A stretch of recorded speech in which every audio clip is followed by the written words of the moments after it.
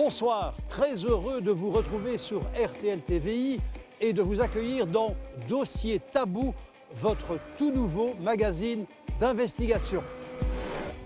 Au programme de notre premier numéro, l'intégration en Belgique est-elle un échec? Maroco-Beek, Molenbeek, Scarbeek, Turco-Beek. Savez-vous que la moitié des Turcs qui vivent en Belgique vivent dans 9 communes seulement? Tu te sens belge ou est-ce que tu te sens turc d'abord? Je suis turc.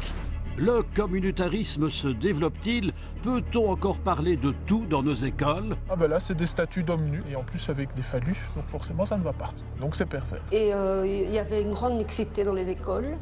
Oui. Et maintenant, il y a beaucoup d'écoles ghetto. L'immigration, c'est une richesse pour notre société, mais c'est une richesse à gérer. Chômage, délinquance, statut de la femme sont encore des sujets tabous. Elle me dit qu'il y avait un patient marocain qui s'adresse à elle en lui disant « Mets ton voile, putain ». Malgré qu'on est dans un pays européen, c'est ça qui est triste. Nous ne pouvons pas vivre cette vie de liberté en tant que non-pratiquants. Ici, l'été dernier, des dizaines de bénévoles ont recouvert la grande place de Bruxelles avec un gigantesque tapis de fleurs. C'est l'une des nombreuses manifestations organisées en grande pompe pour célébrer le 50e anniversaire de l'immigration turque et marocaine en Belgique. Mais à l'époque, personne n'avait imaginé et donc prévu qu'un demi-siècle plus tard, ils seraient devenus si nombreux. Aujourd'hui, 430 000 personnes d'origine marocaine et 200 000 d'origine turque vivent dans notre royaume et la plupart sont nés ici. Maintenant que les pétales sont fanés, je vous propose d'aller voir si les tombereaux de fleurs qu'on a déversés sur l'émigration ne cacheraient pas aussi quelques cactus. À l'est du canal qui coupe Bruxelles en deux, pas difficile de trouver des personnes d'origine marocaine ou turque, notamment sur le très coloré marché de Molenbeek. Je peux vous poser une question? Vous êtes né en Belgique ou... Non, je suis né au Maroc. Vous êtes content en Belgique, vous vous plaisez bien? Je suis content, je suis très content, il n'y a pas de problème. C'est un pays où vous vous plaisez bien, la Belgique? Bien sûr, c'est un très très beau pays. Les gens, quand ils viennent échanger ou qu'ils cherchent mon échoppe, ils disent qu'il faut aller chez la Belge. Et qu'est-ce que vous trouvez de bien en Belgique? Il est bien. Pourquoi? Il est bien en Belgique. Qu'est-ce qu'il y a de bien en Belgique et qu'il n'y a pas au Maroc? Du tout. Qu'est-ce qui a changé ici depuis des années? Parce qu'il y a beaucoup d'étrangers. Moi, quand je viens ici, je crois que je suis au Maroc. On ne parle plus le bruxellois. C'est emmerdant. Ce n'est plus Molenbeek, c'est Maroc-Beek maintenant, monsieur. Maroc-Beek. Quand vous mettez un mouton avec des cochons, on ne dit pas que les cochons sont racistes, on ne dit pas que le mouton est raciste. Oui. Il faut savoir s'intégrer. Il faut que le mouton trouve sa place. Vous êtes un mouton et les Belges sont des cochons? Non, c'est un exemple, non. Ah bon? Non. Vous voulez qu'il y ait une fille ici? D'accord. Allez, bonne journée. Merci, monsieur. Savoir s'intégrer, intégration, un mot à prendre avec des pincettes car il n'a pas pour tout le monde la même signification. Et si des dirigeants politiques critiquent l'intégration, pour les uns, ils sont courageux et pour les autres, ils font de l'électoralisme. Pour vous, l'intégration des étrangers est un échec? C'est un échec. C'est un échec. Si vous écoutez un étranger, il va vous dire « moi je me sens pas bien là ». Par contre, si vous écoutez quelqu'un d'origine belge, il va vous dire « je ne me sens plus bien chez moi ». Il faut qu'il s'adapte aussi au milieu belge, à la commune où il habite, au tissu social où il s'intègre. Il y a un véritable échec d'une politique d'intégration dans un certain nombre d'endroits. Apparemment, à l'ambassade du Maroc à Bruxelles, on n'est pas du tout du même avis, puisque l'ambassadeur a déclaré récemment, je le cite, « L'intégration de mes compatriotes en Belgique est exemplaire ». Depuis des semaines, nous demandons à pouvoir l'interviewer, notamment sur ce sujet, sans succès. Dommage, car nous aurions aimé lui demander ce qu'il pense de ceci. Bonsoir, Majesté. Merci de recevoir cette sur-7 au Palais Royal à Rabat. Le principe même de l'intégration, est-ce que vous êtes pour ou est-ce que vous êtes contre? Je n'appellerais même pas cela l'intégration. Je n'aimerais pas du tout qu'ils soient l'objet d'une tentative, car ils ne seront jamais intégrés. Enfin, vous nous découragez de chercher à intégrer. Je vous décourage, en ce qui concerne les miens, les Marocains, d'essayer des détournements de nationalité, car ils ne seront jamais 100% français. Ça, je peux vous l'assurer. Le roi Hassan II du Maroc, décédé en 1999, était catégorique. Intégrer ces sujets dans un pays européen, ça ne peut pas marcher. Alors, avait-il raison ou prenait-il ses rêves pour des réalités? En tout cas, on doit constater que chez nous, il y a de multiples exemples d'intégration parfaitement réussie, quelques-uns parmi les plus connus. Fadila Lahanan, plusieurs fois ministre notamment de la Culture. Nabil Ben Yadir, réalisateur du film Les Barons. Nasser Chadli et Marwan Felani, deux stars de l'équipe des Diables Rouges. Sans oublier Hakim Darmouche qui présente le journal TV le plus regardé par les francophones de Belgique, etc., etc. Et puis, sans être connu, il y a des exemples qui n'en sont pas moins extraordinaires. Écoutez l'histoire incroyable de cette femme médecin qui a créé, il y a 25 ans à Saint-Gilles, la maison médicale Galilée. Elle m'a accueilli dans sa polyclinique et m'a présenté sa vieille maman. Ah, Ima. Bonjour Madame Bakioui. Dites-moi, Oui, à part Afida, combien d'enfants vous avez eu? 14. 14. Oui. Et combien de filles, combien de garçons? 9 filles et 5 garçons, un est mort. Ah, il y en a un qui est mort. Ouais. Et vous êtes venu en Belgique en quelle année? En 63. Et votre mari était déjà venu en Belgique à ce moment-là? 61. Ah oui. Il était manœuvre dans le bâtiment, c'est ça. Et le soir, il nettoyait les bureaux. Et quel âge avez-vous? Oh, pas d'idée quel âge, je ne sais pas. Vous ne savez pas? Non. Vous ne savez pas quand vous êtes né? Qu'est-ce que vous pensez, vous, de votre fille qui a réussi comme ça? Je suis très content de mes filles, tout. Vous êtes fier? Normal. Et vous, docteur, vous n'êtes pas né en Belgique, vous êtes né au Maroc. Moi, je suis née au Maroc et je suis venue vers l'âge de 3 ans. Alors, par quel miracle la petite Afida a-t-elle réussi à devenir médecin? Au test PMS, on m'avait demandé ce que je voulais faire. J'ai dit que je voulais être médecin. Oui, Et à alors- 12 ans, ça. Voilà. Oui. Alors, ils m'ont expliqué que c'était mieux d'être infirmière parce que les études de médecine, c'est long, c'est très cher. Et alors, je suis allée dans une section technique aspirante en nursing. Où il n'y avait que des filles, c'est important. Il n'y de avait dire. que des filles. Parce que votre papa ne voulait pas que vous soyez avec des garçons. Non. J'ai travaillé à partir de 14 ans comme femme de ménage et puis à 15 ans comme serveuse. Pendant toutes vos études. Voilà, pendant 8 ans. Et puis alors, à 18 ans, qu'est-ce que vous êtes dit? À 18 ans, je voulais quand même aller à l'université. Oui. C'était très difficile, vu que j'avais pas beaucoup de bagages. Oui. Alors j'ai passé d'abord un examen de maturité en biologie et chimie. Oui. Et puis alors j'ai fait la médecine à l'ULB. Et vous avez réussi? Oui, oui. Avec grande distinction. Oui. Les Bakioui, c'est un véritable clan. Plusieurs sœurs et nièces du docteur travaillent dans sa maison médicale ainsi qu'au hammam qu'elle a ouvert juste à côté. Le cabinet de sa sœur Najat, qui est avocate, se trouve aussi ici. Et c'est une autre sœur qui en est la secrétaire. Est-ce que vous diriez que vous êtes bien intégré? Moi, j'ai le sentiment d'être bien intégrée, tout à fait. Et contrairement à votre sœur Afida, vous êtes née en Belgique, vous. Moi, je suis née à Bruxelles, à l'hôpital Saint-Pierre. Et donc vous êtes belge. Je me considère comme étant tout à fait belge, mais avec des origines maghrébines, hein, quand même. Le moins que l'on puisse dire des sœurs Bakioui, c'est qu'elles sont volontaristes et solidaires. Leur devise pourrait être « Quand on veut, on peut ». Qu'est-ce que vous diriez à des jeunes d'origine maghrébine, parfois deuxième, troisième génération, et qui rament, comme on dit, pour arriver dans la vie? Qu'est-ce que vous leur diriez? Il faut avoir beaucoup de volonté et de dire qu'on peut y arriver, même si on est d'origine maghrébine, on est issu de la deuxième génération, donc je pense qu'il y a moyen. S'ils ont un peu de volonté, je pense que tout le monde peut y arriver. Mais pas d'angélisme. Malgré tous ces beaux exemples d'intégration, il ne faut pas se voiler la face. Toutes les études concordent. Un demi-siècle après l'arrivée des premiers immigrés marocains et turcs en Belgique, c'est parmi leurs descendants qu'on trouve le plus grand nombre d'échecs scolaires, de chômeurs et de détenus dans nos prisons.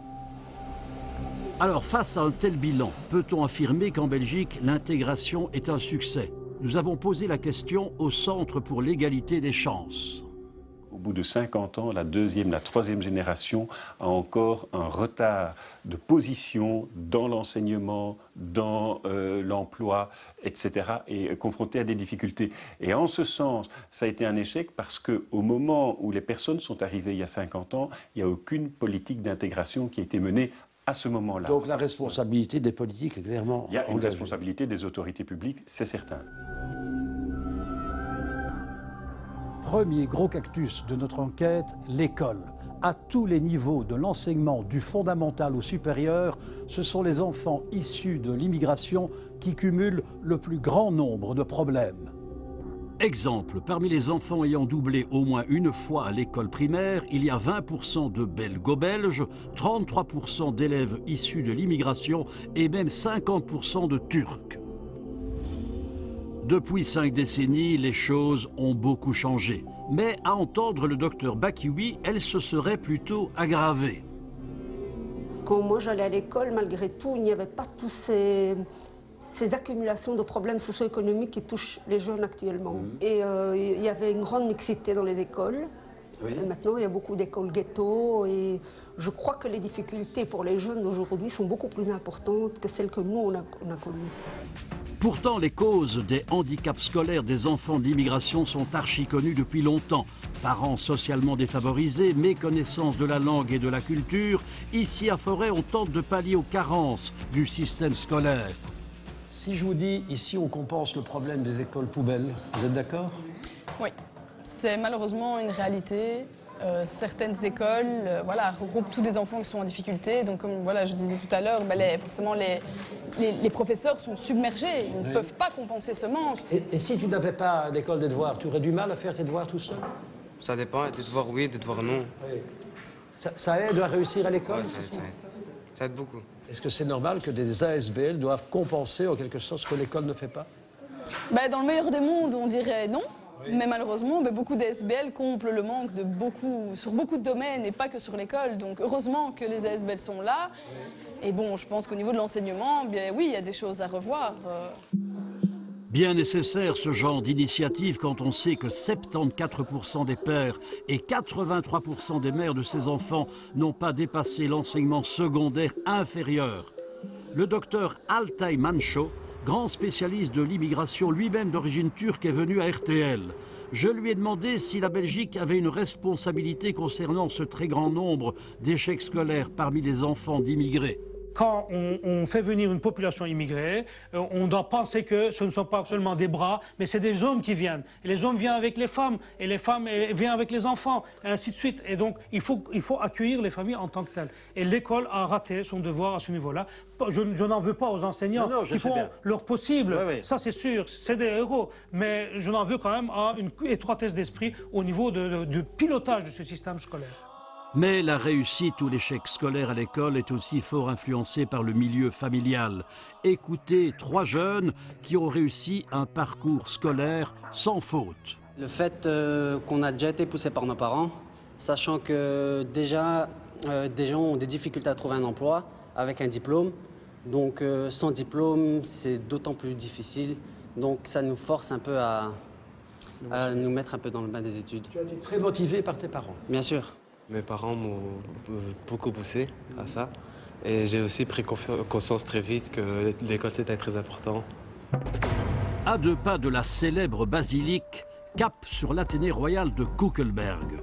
Très grand établissement scolaire de la communauté française en région bruxelloise, dans un quartier qui compte beaucoup de jeunes issus de l'immigration. Monsieur, la salle des professeurs. Merci beaucoup. Je vous en prie, entrez. Bonjour. Bonjour, messieurs, dames. Madame Jacob organise un voyage à Londres pour tous les élèves de 3e année. Est-ce qu'il y a parfois des filles qui n'y viennent pas parce que les parents ne veulent pas qu'elles quittent la maison plus d'un jour? L'année passée, j'ai dû insister pas mal pour certaines filles, oui. C'est vrai. Rassurer les parents? Rassurer au niveau de la nourriture, au niveau du logement, est-ce que les chambres sont mixtes, pas mixtes, et même culturellement parlant, est-ce qu'on respecte leur culture? Oui, tout ça, je dois les motiver. Quand on part plus qu'un jour, ça pose des problèmes, on se pose des questions. Souvent, c'est que les filles délogent. Je vais peut-être demander à Madame la Préfète, je vais sortir ici le journal d'aujourd'hui, mixité sociale à l'école, l'échec. C'est tout à fait faux à l'Athénée royal de Kuckelberg. Chez vous, c'est faux. Je vous le garantis. on est représentatif de la société bruxelloise. Est-ce que vous avez beaucoup d'échecs ici? Est-ce que vous avez une population, beaucoup d'enfants d'immigrés ou d'ex-immigrés? Nous avons une population d'enfants d'immigrés, mais nous mettons tout en place, tant dans la relation pédagogique avec les parents, que dans les heures de soutien, de remédiation, pour que les choses se passent bien. Combien d'enfants en moyenne suivent le cours de religion musulmane ici? La moitié. La moitié quand même? Je pense, oui. Est-ce que ça ne pose pas parfois des problèmes quand on parle par exemple du créationnisme? Absolument aucun. Je vous invite à aller filmer les murs de l'école. Hélas, cette belle fresque illustrant les théories de Darwin n'empêche pas certaines filles musulmanes de brosser le cours obligatoire de natation car elles ne veulent pas se montrer en maillot à la piscine. C'est ce que nous avons appris, mais en catimini. À ce stade-ci de l'émission, je dois vous faire part d'une inquiétude. Pour mon enquête, j'ai recueilli un grand nombre de confidences d'enseignants et de personnes issues de l'immigration. Hélas, très peu ont accepté d'en parler face caméra ou alors seulement de manière anonyme. Madame, vous êtes professeure d'histoire? Oui, dans un athénée bruxellois. Et quels sont les problèmes que vous rencontrez avec des enfants d'origine maghrébine ou musulmane? Eh bien, il faut savoir que dans mon établissement, il y a plus ou moins 85% d'élèves d'origine maghrébine. Oui. Et que les problèmes sont d'ordre, le premier, c'est le créationnisme. Donc l'homme ne descend pas du singe, c'est une aberration. C'est ce qu'ils disent? Tout à fait. Alors j'imagine que vous faites un peu d'histoire de l'art dans votre cours. Alors une chose comme ceci, qu'est-ce que ça provoque comme réaction? Pourquoi est-ce que je montre des femmes nues? C'est honteux. Et alors, je dois insister pour qu'on ne fasse pas de la censure, donc qu'on ne redessine pas des vêtements sur les statues ou sur les peintures. Au marqueur, quoi. Voilà. Au marqueur, oui, parce que les parents ne peuvent pas voir ça. Oui. Et donc, on met des habits. Alors, vous avez aussi votre cours d'histoire, là, ça c'est le fascicule scolaire. Quel est le problème avec ça? Ah ben là, c'est des statues d'hommes nus, alors ce sont des hommes, et en plus avec des phallus, donc forcément, ça ne va pas. Statues grecques. Des statues grecques. Insupportables. Insupportables, on voit des hommes nus. Ah, oui. Donc c'est pervers. Le deuxième, c'est plutôt tout ce qui est homophobie. Dès que l'on voit deux hommes ou deux femmes sur un document, oui, c'est des PD, des guines. Oui. Le troisième, c'est plutôt d'ordre antisémite. Oui. Donc dès qu'on parle de la civilisation des Hébreux, c'est des sales juifs. Oui. Est-ce que vous êtes amer?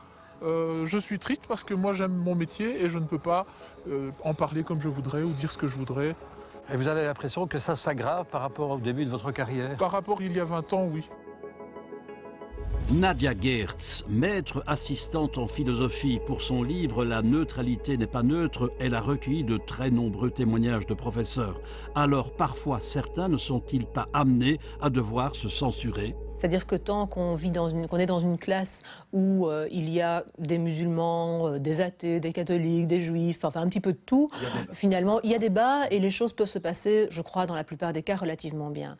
Malheureusement, ce que je constate, surtout à Bruxelles, c'est qu'il y a encore beaucoup trop d'écoles ghetto où se trouvent énormément d'enfants qui sont de confession musulmane et où là, évidemment, l'enseignant se retrouve parfois bien seul quand il s'agit de défendre certains principes et certaines valeurs. Exemple tout récent qui est loin d'être isolé. Après l'attentat de Paris à Charlie Hebdo, une enseignante de Bruxelles en parle avec ses élèves de professionnels.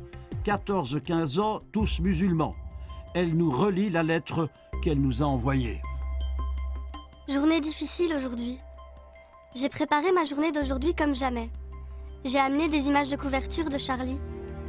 J'appréhendais vraiment cette journée. La réaction de chacun était différente. Je félicite ceux qui, entrant en classe, m'ont fait part de leur horreur. D'autres sont entrés et m'ont dit « c'est bien fait ». Mais le problème, c'est le dernier cas. Ils n'étaient que deux, mais deux de trop à penser et à dire que c'était normal, mérité et légitime. Ce sont les mêmes à trouver que Hitler est un gars bien. Pour eux, je ne sais pas. Je ne sais plus quoi dire, quel argument avancer. Je pense que c'est peine perdue. Et cela ne mérite pas d'être à l'école. Aujourd'hui, j'ai été aussi en colère et honteuse de ne pas oser dire tout ce que je pensais, pour ne pas heurter les croyances de la majorité. Parfois, c'est même déjà à l'école primaire que des enseignants ont des problèmes avec certains enfants musulmans. Un professeur de gymnastique. Les problèmes commencent à se poser en 5e, 6e année primaire, où là, la plupart des jeunes filles refusent de venir à la piscine. Pourquoi? Pour des raisons, j'imagine, religieuses, pour ne pas être avec les garçons, pour ne pas se montrer en maillot de bain. Et donc, généralement, ces enfants ont un certificat médical les couvrant toute l'année, les exemptant d'éducation physique, enfin du cours de natation durant toute l'année. Vous avez l'impression que c'est un certificat médical bidon, comme on dit? Ah, c'est certain. De complaisance. Ah oui, tout à fait. Oui. Et comme prof de gym, vous avez d'autres problèmes? Se déshabiller devient compliqué, avoir un short et une tenue adéquate est extrêmement compliqué. On a vu apparaître tout d'un coup les burkinis. Les burkinis? Les burkinis. C'est quoi les burkinis? C'est une espèce de maillot de bain qui couvre l'entièreté du corps. Ah bon? Qui est un collant, alors? C'est un oui. Les burkinis. Un burkini, on appelle. C'est fréquent? C'est de plus en plus fréquent, mais c'est les garçons et les filles ou non, les filles. Doit-on parler de régression? En tout cas, il y a 25 ans, l'ancien roi du Maroc, Hassan II, n'exigeait pas autant de pudeur de ses filles quand elles faisaient du sport. Mes filles, on fait de la natation, on fait du basket en short, on joue au tennis en jupe de tennis, on tue le sport en matière à option. Mes sœurs, du temps de mon père, ma petite fille. Autre témoignage anonyme, une institutrice primaire. On invite les parents à parler, à discuter, mais en tout cas, chez nous, ils sont assez fermés. Hein. C'est comme ça, c'est la foi qui fait la loi. Nous, ça ne fonctionne pas comme ça et on se heurte. Donc, pour éviter les soucis, ben, on en reste là. C'est l'âge, mais c'est comme ça.